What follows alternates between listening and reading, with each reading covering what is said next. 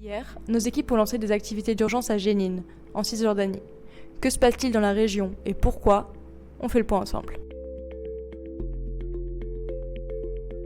Alors que l'attention internationale diminue sur Gaza, la violence explose aussi en Cisjordanie occupée.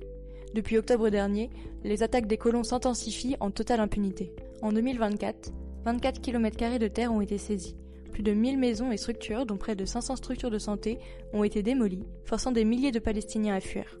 Fin août, Israël a lancé une opération militaire violente, qui met en danger la population civile et nos équipes sur place. Les villes de Naplouse, Tulkarem et Jenin ont été attaquées au courant de la semaine, impactant des civils et enfreignant le droit international humanitaire.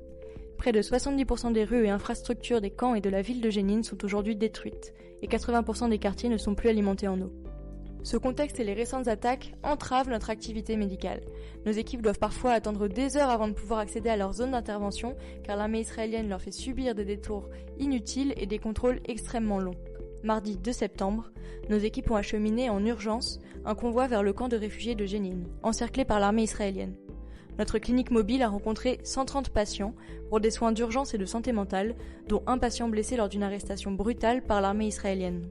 Nous demandons à tous les États de faire pression sur Israël pour qu'il respecte le droit international humanitaire, protège les civils et assure l'accès des humanitaires aux personnes qui ont besoin de soins urgents.